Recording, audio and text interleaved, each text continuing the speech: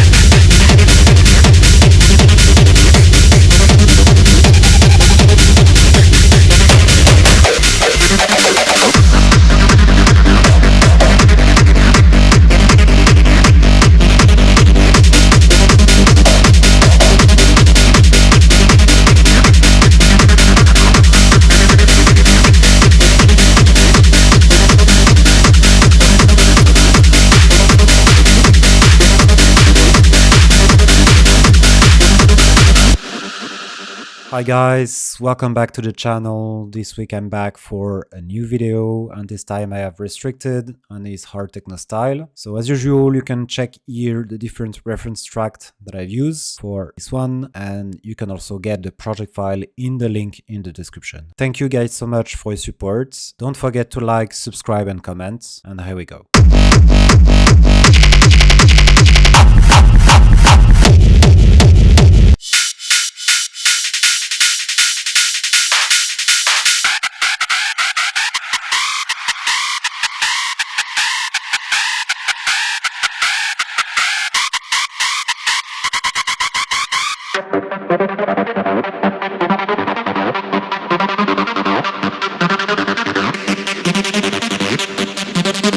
Gravity's dance, where darkness flies. Gravity's dance, gravity's dance. I want him, I want him, I want him, I want to make you move.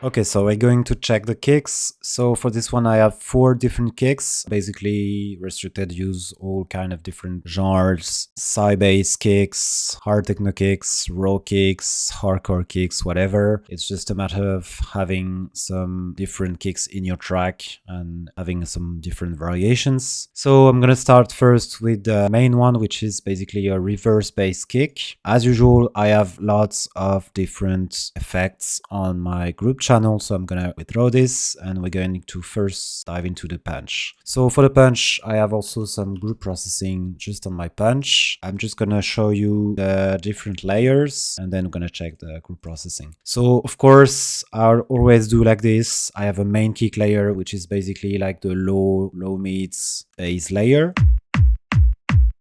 So as you can see, this is just a solid punch here, and I'm gonna cut really the mid frequencies here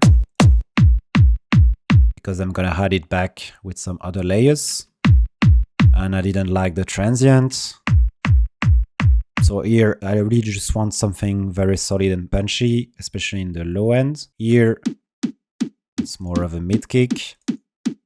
Here it's a high kick. And you can also see that I use the faders. So usually the top kick is more of the transient. This one is more like the mid part, and this one is going to be used more like the tail, or at least my bass sound for the kick punch. Of course, I cut a lot, but this is because I'm going to add lots of distortion here on the group processing. So I know I'm kind of a mess with these EQs because I go back and forth between all the channels, but basically you can see that here I'm really adding back some punch, especially in the high end. It's more sharp, and it's really like the transient is very straightforward and in the center because of this mono. And here I'm just EQing.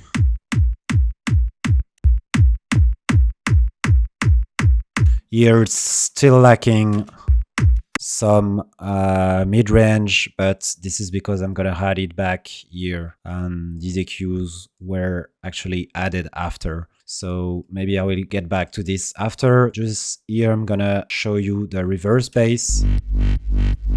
So I did this one on Serum. Basically, I'm doing the same thing as in my tutorial that you can check if you want to know how to make this kind of reverse bass. So here I have a very solid like sub bass.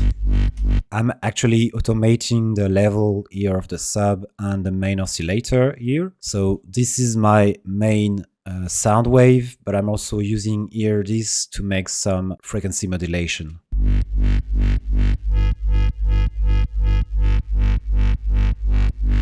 So this really changes the sound. And also here I have some drive. I really want to cut out this because for this kind of reverse bass, to get more of the bouncy feeling, you have to do this kind of sidechain with the volume, but also you have to EQ a lot the high end, and you can also make a little movement like this with the cutoff of the filter. After that, of course, you have lots of distortion here with the diode 2 and also with the multiband compression, which is actually used like an OTT. And you also have a variation here with the EQ and with the same kind of movement. There's a slight reverb that gives this sense of space and wideness, and here it's another distortion. It was resonating too much, basically always in that frequency area. You have to cut a lot. And the whole thing is gonna be boosted. So here I have even more distortion. I'm going to add back lots of here. You can see that these EQs were added after. Because if I draw them, you see I have lots of resonances here. So that's why I do that, because of all the distortion here and on the group. So here it's really a matter of going back and forth and trying to hear with your ears. Make sure you have the right sounding balance between all the frequencies. I like that bass low extender, which is a really good preset from Ableton. Here I want to push back a bit the IN. This is very effective. Either the overdrive here with a slight dry weight, or the amp. This is actually what I did here, or on the punch kick. You can also put that kind of amp, like no bass, but a bit of middle and treble and very low wet, and it's gonna push back the mids and put them forward. Here, little inflator, actually quite a lot, 100%, and then just here add also some resonances, a bit of EQ again, and a final tonal balance. I can gain a lot of volume and power from this one. This is very important at the end. So see I can reach pretty nice volume, and it's a good thing to check also basically with a span on your kick.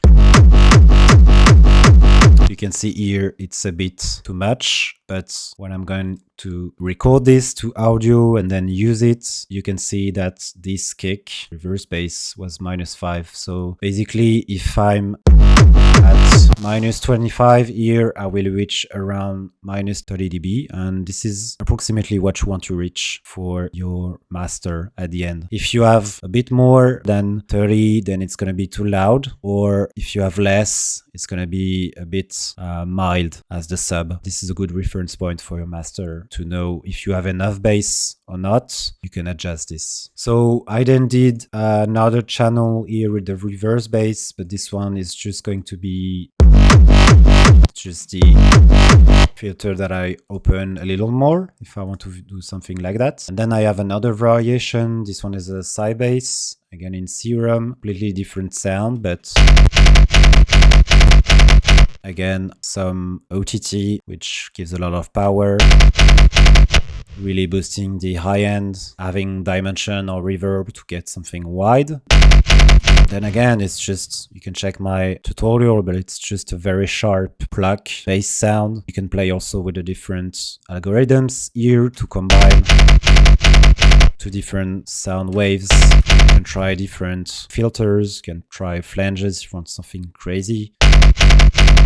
And then just play around with those different waves and wave table to try and get different sounds. Again, I'm really boosting it with the amp. I make sure I have a proper sidechain, and again EQing. I feel like there's more power and it's a bit better to listen to when it's a bit tame, especially the high end for those sounds. So this is the reverse bass. This is the side bass kick. Then I have my raw style kick. It's a lot inspired by one that I did recently for the track of William Luck. So basically I'm using this main kick punch. Then I have a reverb tail. I have a transient here. So really boosting here, taking any kind of kick punch, making some crazy bells and curves with my EQs, adding saturation, EQ again, another saturation, like a lot of saturation. And you can get those crazy kind of hard style, raw style punches. So this is the punch. And then I just use a rumble here, free rumble. I have also the fader here to make sure I don't have any bass frequencies. And then the whole thing is going to be boosted. Again, an OTT, very important to get a huge sound. Inflator and final. Just a final clipper. And then finally here, it's my hard techno kick. So again, lots of different effects on the group processing. So I have a main kick here, so it's just a punch. I make sure it's very sharp, a very snappy kind of thing. It's already distorted, this sample. I'm gonna cut a bit those frequencies because again, it's gonna be boosted a lot with the saturation. Here the transient was a bit too much, so that's why I cut also. And I'm gonna add back another type of transient. Well, basically just 3 different top kicks until I reach something I like. So this one more in the high end, more in the mid range. And I really like to put these transients in mono. This is very important. It's gonna be better to feel the torque of the kick. And finally I have a rumble here. So I'm gonna use 3 different layers here, low and tail.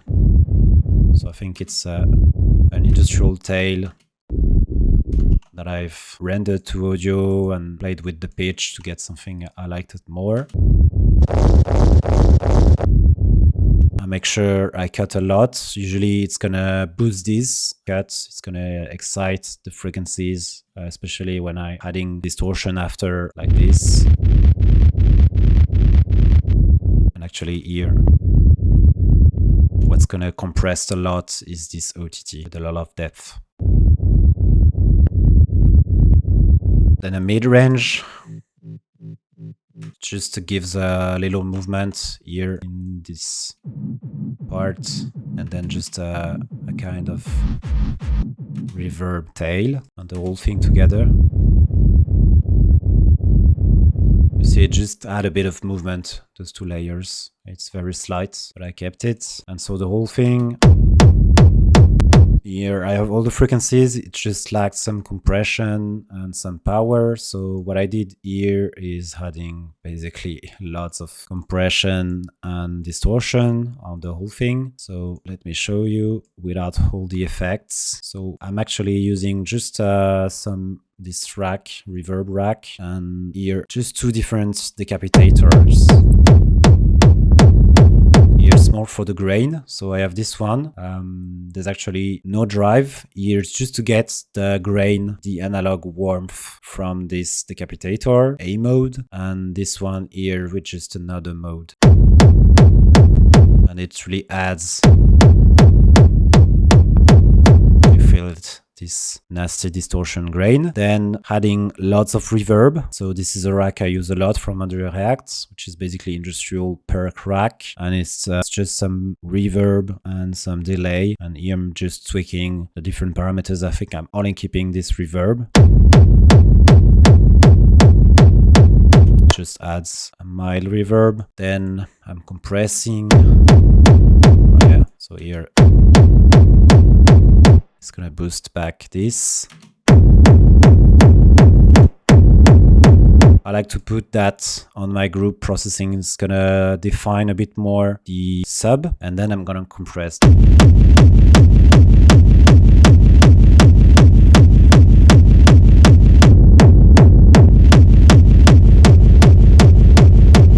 Inflator and final EQ. Again, tonal balance, checking the sub volume.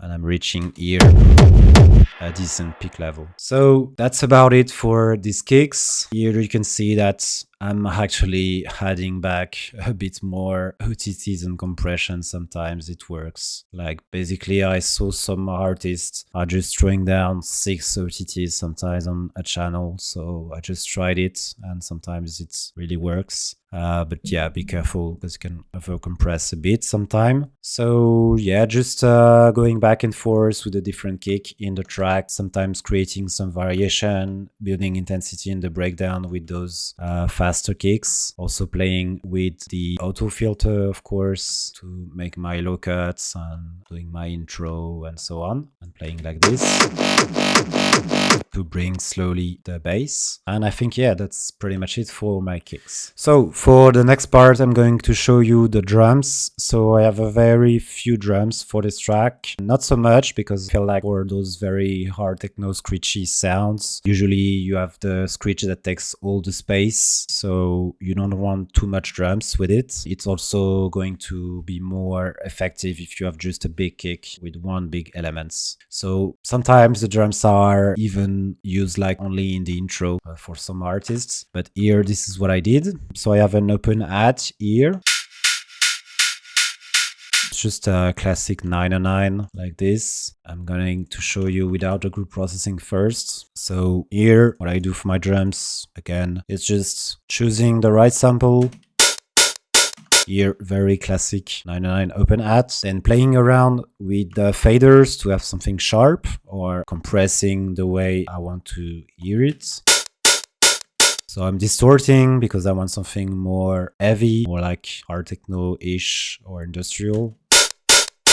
Here, playing also with this compressor, then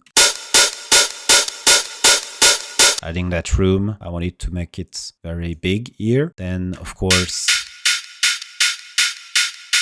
I had too much mids. I have a lot going around here in the low mids, so I want to keep that space for the bass, especially the reverse bass. So that's why I cut like this. I cut also all the resonant frequencies. Then I'm sidechaining here, just another slight compression to withdraw a bit of the tail, and then using a sus2 on the whole thing to withdraw the resonances. I put it also slightly on the left, so that was more centered. Then I have a ride with the basic kind of pattern. Adding the same plate reverb, again EQing, really making sure I don't have any resonances, sidechaining, and my sus2. Then I have a hi-hat for the drive, basic pattern with a stronger note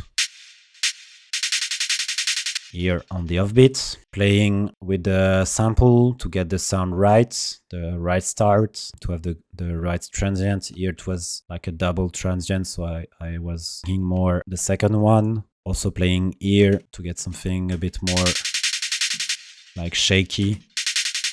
The transient was a bit too much. Also playing here with that transient. It really gives a bit of groove. It's also way more sharper with that sustain down. Distortion again to give some power. I like also hard clipping for the fast transient. It's very effective. Then I have an EQ because it was too much, you know. Then plate reverb, delay for the room, sidechain, and final sus2. And finally, I have my snare here, which is a noisy kind of snare. So it was already a good sample, and then I'm just making it a bit more bright and sharp. Compression here to give it more snap. Controlling the high end that is really put forward with that OTT, and my plate reverb also on this one. The final thing is the group processing here, so just playing here to get a bit more wideness.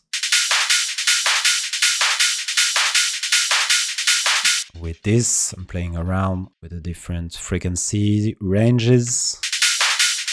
Final boost, this was more in the mixing phase, and a sus2 on the group, and a final sidechain just to make sure I don't have anything clashing with the rest. And that's pretty much it for the drums. Now we're getting into the Screech. So I have this main Screech that I use.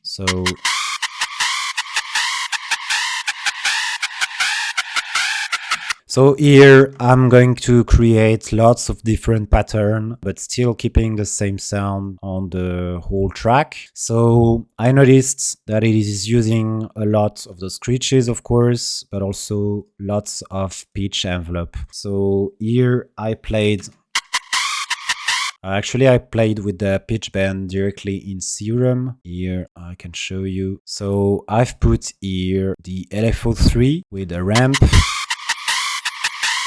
on the pitch of the oscillator one, which is basically the only oscillator. So the pitch is going down as it plays, like in 4 bars. And this Screech is made out of this sound wave. I actually tried different ones until I liked this one. I'm playing with the detune, which is also moving. Actually, lots of different elements moving. But basically, detuning pitch, playing each time it plays with the velocity. I have also this filter with a cutoff that is moving.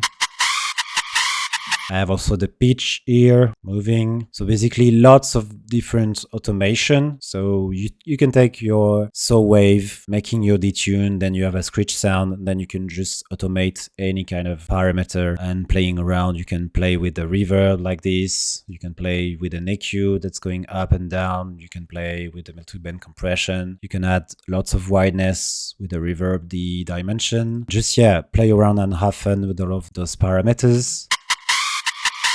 But here, this is my main Screech. I'm having the pitch down effect. I'm having different chopped up notes like this. So this is my key of the track. Here I'm having another pattern. Could have played also with the velocity. I think it's very slight here because I want it to be steady and pretty strong, I guess. Then I have this first phase with that pattern, and then I'm having a change here, which is basically I did divided by 2.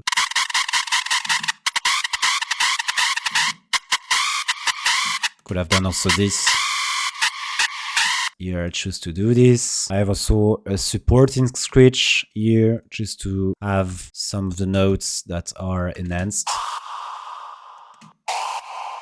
So just another kind of Screech, just a different sound wave, but it's the same preset that I use from this one. Yeah, in terms of processing on the thing, I also added a sus2, which is very important.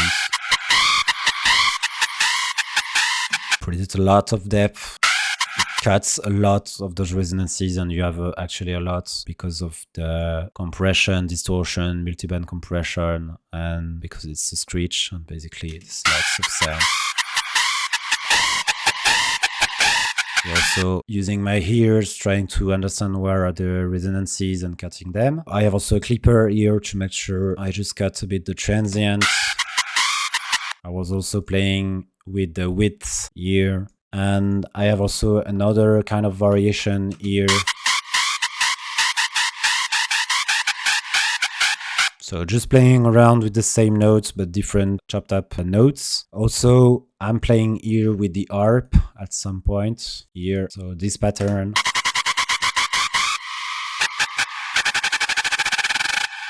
So what I did here is I put the arpeggiator on, and you can automate the rate. And I took the first rate, which is 94 milliseconds. It's the rate for having a 16th note in 160 BPM. So you can check calculator on Google or whatever. You can also use an Ableton device that actually calculates all the delay times for your BPM. And then you can play around with this rate. So I also, for the mixing, put the gain here so that it was louder. In my context, it was better because I had only this kick and this. And after it was going back down, it was better. I have also a few kind of drop fill, what I call here. It's just some kind of screech. So I just boost it with the OTT with some distortion and then make it more wide with a big reverb, some delay and sidechain. I can also play here with the pitch to have different sounds and to have the right pitch for my track. And it actually like a bit of something in the background to not only have this screech, but also something happening in the background. I have another kind of drop fill here, which is more like some kicks like this. So I'm creating a snare and I'm playing with the pitch here. And finally, I have my AC bass line. I'm also using the scale of my track, which is G. And then just having slight variation, I just draw down some notes and actually humanize a lot and playing also with the velocity until I reach this bass line. I have also the filter cutoff that comes up.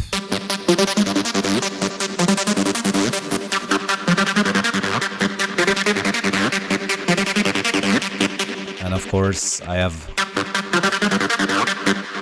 lots of things going around being automated with that cutoff for the filter, with the resonancy.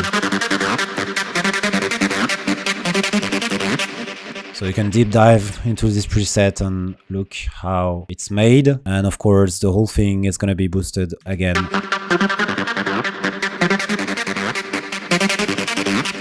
You get even more resonancy and more power from this distortion and this OTT. Again, OTT on the leads, very, very effective.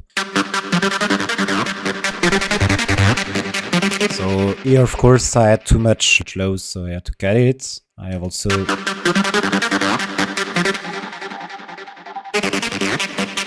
this resonancy to cut, here also just to cut a bit, adding back something to make it more wide.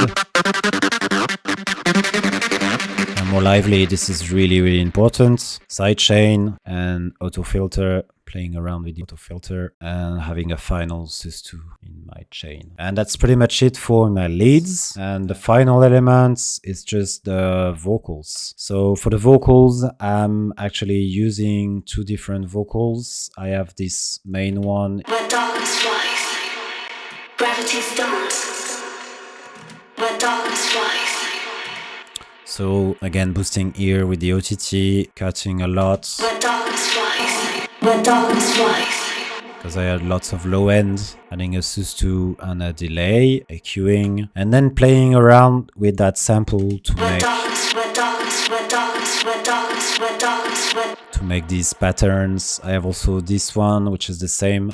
Gravity's dance, gravity's dance. But here I'm more using it as a pad. I'm creating also the intensity here.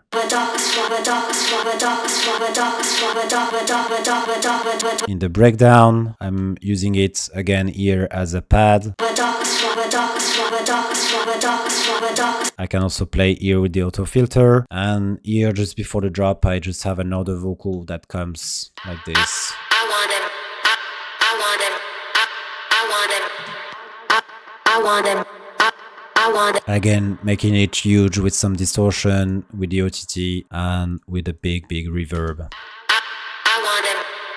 I actually have an automation on my return channel also. I want him. I want him. I want to make you move.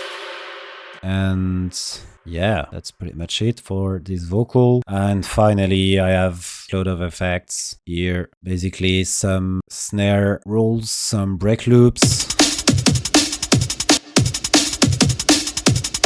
So here, this break loop is going to be used in the breakdowns, in the intro. I have also